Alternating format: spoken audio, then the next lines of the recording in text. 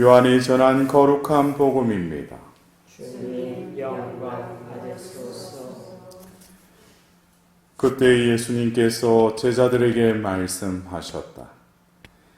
세상이 너희를 미워하거든 너희보다 먼저 나를 미워하였다는 것을 알아라. 너희가 세상에 속한다면 세상은 너희를 자기 사람으로 사랑할 것이다. 그러나 너희가 세상에 속하지 않을 뿐만 아니라 내가 너희를 세상에서 뽑았기 때문에 세상이 너희를 미워하는 것이다. 종은 주인보다 높지 않다고 내가 너희에게 한 말을 기억하여라. 사람들이 나를 박해하였으면 너희도 박해할 것이고 내 말을 지켰으면 너희 말도 지킬 것이다. 그러나 그들은 내 이름 때문에 너희에게 그 모든 일을 저지를 것이다. 그들이 나를 보내신 분을 알지 못하기 때문이다. 주님의 말씀입니다. 그리스도님 참여합니다.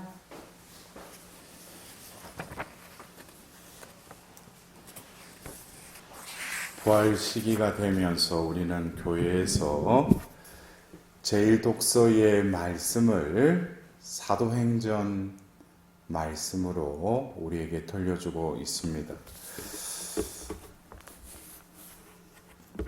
우리가 이 부활 시기에 이 독서의 말씀을 보면서 결국 2000년 전 교회가 시작되면서 그들의 그 움직임, 그 정체성이 이제 예수님을 따르던 제자에서 이제 사도로 그들이 어떠한 삶을 살았는가, 그 삶 가운데서는 그들의 어떤 행위와 또 그들을 통해서 또 그들이 내뱉는 선포하는 그 말, 그러나 그들은 평상시에는 말을 하였지만 성령께서 그를 통하여 또 말을 하게 할 때는 그것이 말씀이 선포되는 것이죠. 그러면서 여러 가지 기적이 또 일어납니다.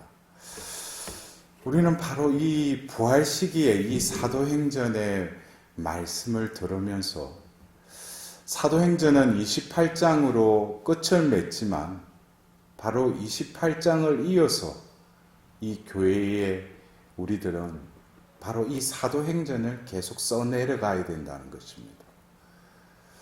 근데 제가 그전에도 한번 강론 때도 말씀드렸지만은 그들이 이제 사도라고 불리게 되었다. 근데 사도라는 것은 그들이 이때까지 자신이 살아온 삶, 또 예수님이 나를 부르셔서 나를 따라라 하자 예수님을 따랐던 삶. 그러나 사도는 자신이 주도적으로 예수님의 부르심에 따랐던 그 제자와는 달리 그들의 존재가 바로 수동적이 되었다는 거예요. 사도는 그 말 그대로 파견된 자라는 뜻이죠. 파견된 자라고 자신이 자신의 정체성을 깨달았다면은 결국 자신은 하나의 객체일 뿐이죠. 주체는 뭐예요? 파견한 자. 파견한 자가 있으니까 파견된 자가 존재할 거 아니겠어요? 여러분들, 이러한 우리가 사도로서의 삶을 산다. 이것은 먼저 내 존재가 내가 자존하는 것이 아니라 내가 스스로 존재하는 것이 아니라 존재케 하시는 그분이 있고 또 존재케 하신 그분의 뜻이 있기 때문에 내가 지금 존재하고 살아갈 수 있는 근거가 된다는 것이죠. 그래서 이러한 것이 구분이 안 되면은 내가 사도로서의 삶을 산다는 것도 결국 자기가 인식하고 자기가 개념 지은 사도라는 그 의미대로 살아갈 것이죠. 내가 사도의 삶을 살아야지. 그러나 오늘 우리는 이제 1차 전도여행을 끝나고 여러분들 알다시피 사도행전 15장에 그 예루살렘 공회에서 결정을 내리죠. 우상에게 바쳐진 음식을 먹지 말고 또 피 흘린 짐승을 먹지 말고 불륜을 멀리하라. 그 사도들의 결정을 이제 안티오키아 교회에서 그 편지를 듣고 기뻐하였다고 우리는 사도행전 15장에 그 말씀을 들었습니다. 이제는 이 교회가 바로 성령께서 교회의 시대를 이끌어 가시지만 또한 사도들을 통해서 교회의 권위는 바로 그 사도들에게 전성되어서 사도들은 그들이 내린 결정이 자기들이 내린 결정이지만 결국 그들을 움직이는 그 성령께서 내린 그 권위를 전수받아서 그들이 결정 내린 것을 또 다른 지역교회에서 그 결정대로 또 순종하는 것. 이것이 교회의 권위죠. 그리고 우리도 역시 우리 교회 교도권에 순종하는 것은 어떤 그 지위에 있는 사람을 보는 것이 아니라 그 뒤에 또 이 교회를 이끌기 위해서 성령께서 또 택하신 그 사람 안에 계시기 때문에 그를 통해서 한 그 결정도 우리들은 따라야 된다는 거예요. 오늘 우리는 이 2차 전도 여행을 이렇게 시작하면서 어쩌면 우리가 복음 말씀, 이 독서의 말씀을 들었지만 여러분들은 이해가 되셔요? 오늘 보면은 16장 6절에 성령께서 아시아에 말씀을 전하는 것을 막으셨으므로 또 그리고 7절에 보면 예수님의 영께서 허락하지 않으셨다. 이런 표현을 여러분들은 어떻게 받아들이십니까? 우리가 분명히 예수님께서 살아생전에 그들에게 이 땅 끝까지 가서 복음을 전하여라고 그랬어요. 어떻게 보면 겉으로 보면은 이 사도행전 13장부터 바오로 일행들이 이방 지역에 가서 복음을 전하는 것. 어떻게 보면은 겉으로 보면은 복음을 전하고 있죠. 그러나 하나님은 그들에게 복음을 전하여라 라고 말씀하셨지만 복음을 전하는 주체는 그들이 아니라 예수님께서 최후의 만찬 때 내가 떠나는 것이 너에게 오히려 유익하다고 그랬어요. 왜? 내가 떠나지 않으면 그분을 보내지 못하니까. 내가 가면 너희들에게 바로 보호자 성령을 보내시겠다고. 그리고 예수님께서 승천하시기 전에 바로 그게 모여있는 그 제자들에게 사도행전 1장 8절에 성령께서 너희에게 내리시면 너희들은 그 힘을 받아서 예루살렘과 온 유다와 사마리아 이 땅 끝에 이르기까지 나의 증인이 될 것이다. 이것은 명령이 아니라 예수님의 약속이에요. 내가 성령을 보내겠다. 성령이 오시면 너희들은 그 힘을 받을 것이다. 그 힘을 받으면 나의 증인이 될 것이다. 결국 그 약속은 사도행전 2장에 성령을 받고 그리고 그 사도행전 4장을 보면 예루살렘 첫 신자들 공동체가 계속 불어나는 것을 우리는 보게 됩니다. 근데 이어서 사도행전 7장에 그 7 부제 중에 한 사람인 스데파노가 순교를 하자 사도행전 8장에 이제 박해가 시작되죠. 그러면서 그들이 사마리아 지역으로 어쩔 수 없이 흩어지기 시작해요. 그러나 이것은 예수님의 약속이 이루어지기 위한 하나의 수순이었다는 거예요. 왜? 예루살렘과 온 유다와 사마리아. 우리가 어떤 때는 공동체가 잘 되면 우리가 사는 것이 어떻게 보면 천국과 같이 우리 여기서 하나님을 전가하고 살아야지. 하나님은 이 땅 끝에 이르기까지 증인이 될 것이다 그랬어요. 그래서 어떻게 보면 이 순교로 인해서 이 복음은 더 가일청, 더 넓게 퍼져가기 시작하는 거예요. 이것이 하나님께서 하시는 방법이 어떤 박해와 고난을 통해서 당신의 방법으로 이 복음의 씨를 뿌리신다는 거예요. 결국 이 땅 끝에 이르기까지. 그래서 바로 사도행전 9장에 박해하는 한 사람을 이미 모태에서부터 선택하셔서 부르시죠. 바로 사울이에요. 결국 그 과정을 통해서 이제 13장부터 그 바울과 바르나바 일행이 이제 이방 지역으로 복음을 전하게 됩니다. 이 모든 것도 예수님의 그 약속이 이행되고 있다는 거예요. 그러나 이 약속을 이루게 하시는 분이 바로 그 사도들이 아니라 그 사도들에게 임하셨던 성령께서 그들을 움직이신다는 거예요. 그래서 우리가 볼 때는 이 사도행전이 사도들이 움직이는 그 모습을 보지만은 결국 그들 안에 계시는 성령께서 움직이신다는 거예요. 이것은 어떻게 보면은 우리가 교회 안에서 어떤 사도직을 수행할 때도 우리는 오늘 이 16장 6절에 성령께서 아시아의 말씀을 전하는 것을 막으셨다. 우리가 어떤 때는 그래요. 하나님의 사도직을 한다. 하나님의 일을 한다. 우리가 하는 게 아니죠. 하나님께서 우리를 택하시고 우리를 도구로 해서 쓰실 뿐이죠. 그럴 때 중요한 것은 우리가 계획을 세우더라도 이 계획을 이루시는 분은 성령께서 이루시는 것이죠. 그래서 어떤 때는 하다가 어떤 사인이 오면은 즉시 이게 왜 이런 일이 일어나지 하고 성령께 귀 기울이게 돼요. 이미 우리가 계획을 세웠을지라도 그 자리에서 멈추어서 성령께 귀 기울이고 왜 이런 일이 벌어지는지를 빨리 하느님께 기도하고 성령의 이끄심을 빨리 알아차려야 돼요. 그러면 우리는 이리로 가려고 했던 것을 성령께서 이리로 터신다면 바로 이렇게 움직이는, 그것이 어떻게 보면 사도로서의 삶의 근본적인 자세입니다. 그래서 우리가 어떤 때는 내가 오늘 또 여러분들 아침에 일어나서 내가 마음 먹고 오늘 이렇게 해야지 하는데 그렇게 사라진 하루도 있지만 많은 경우는 어떻게 예기치 못한 일들이 벌어지죠. 이러한 상황 속에서 우리는 나에게 왜 이런 일이 일어나지? 왜 이런 사건이 벌어졌지?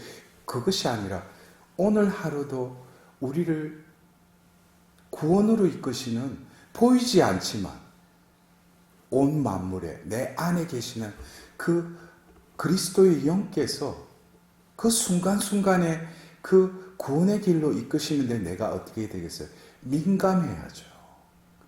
그러나 어떤 경우에는 하루를 하나님께 봉헌한다고 그러면서도, 봉헌했다고 하면서도 내 식대로 살아가죠. 내 계획대로, 내 주관대로 살아가는 거예요.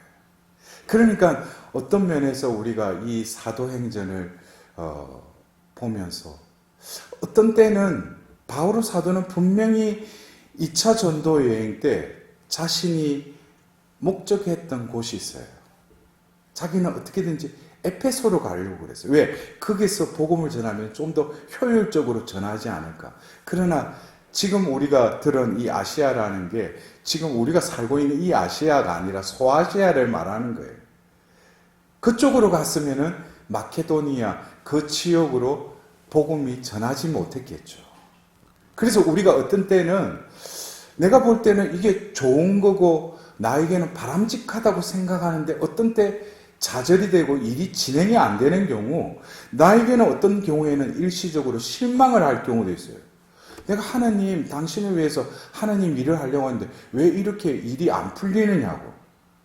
이럴 때 우리는 내 뜻이 아니라 하나님 뜻에 다시금 온전히 의탁할 때 하나님은 분명히 의미가 있다는 거예요. 그러면은 또 다른 길을 열어주시죠.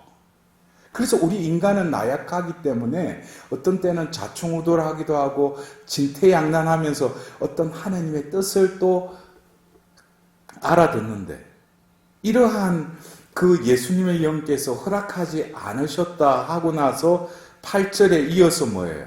9절에 어느 날 밤에 바오로가 환시를 보는 거예요. 마케도니아 사람 하나가 바울 앞에 서서 마케도니아로 건너와 저희를 도와주십시오 하고 청하는 것이었다.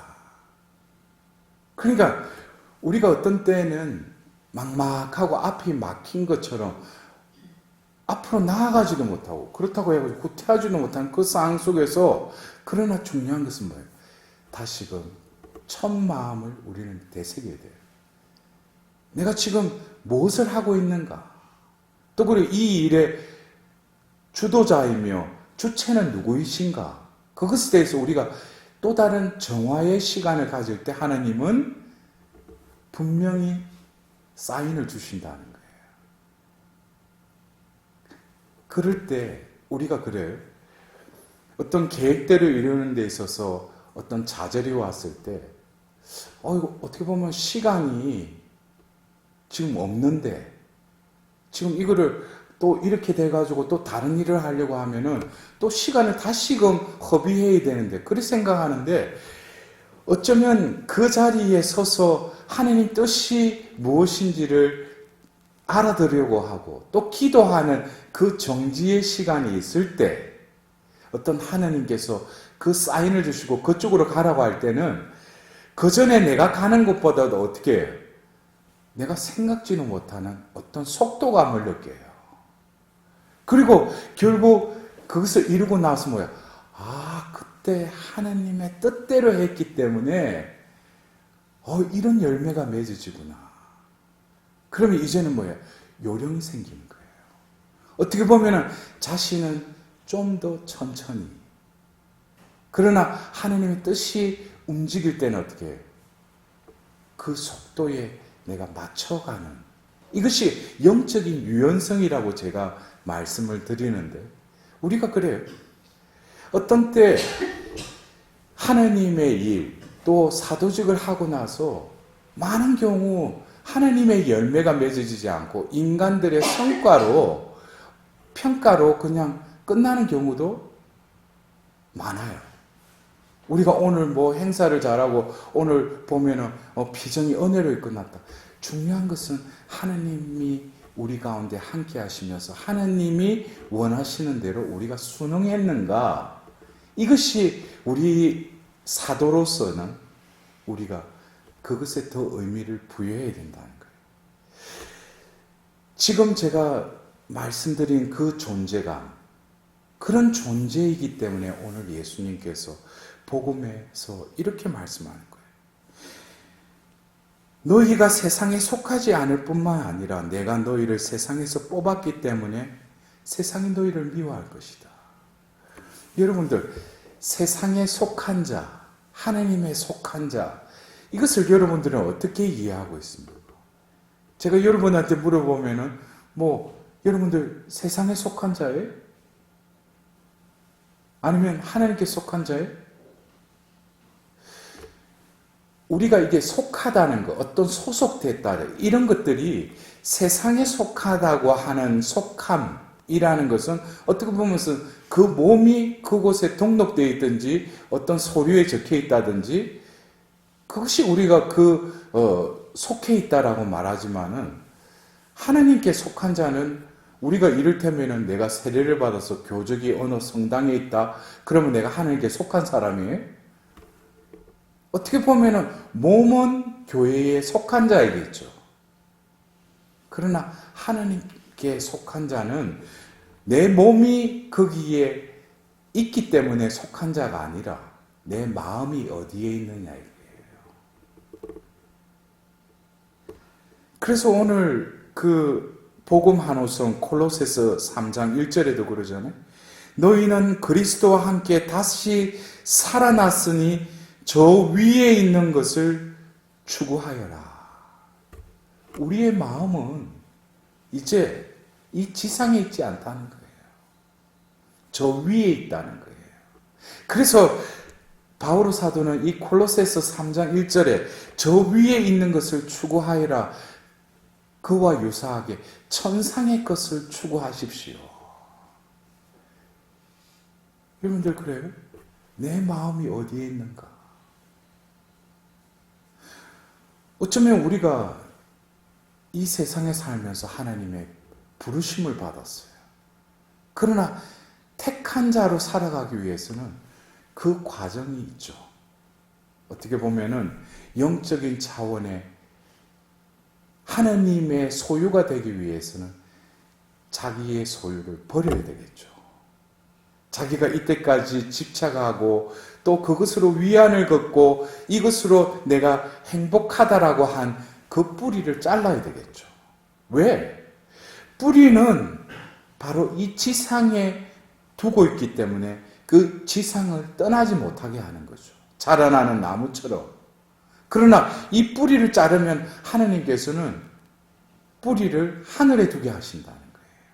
어떻게 보면 중력의 법칙과는 위배되기도 하지만 바로 우리의 마음이 하늘에 뿌리를 내릴 때 하나님께서는 그 은총의 비와 햇볕으로 어떻게 이 생에 영원히 썩지 않을 열매를 우리를 통하여 어떻게? 당신은 나무요 우리는 가지이기 때문에. 그래서 우리가 이 부활 시기에 다시금 우리의 존재된 또 사도행전의 그 사도들을 보면서 분명히 나도 사도로서 부르심을 받은 나이지만 왜 그 사도들은 이 교회를 통하여 하나님의 그 복음의 열매를 계속 맺어가는데 나는 과연 열매를 맺고 살아가고 있는가?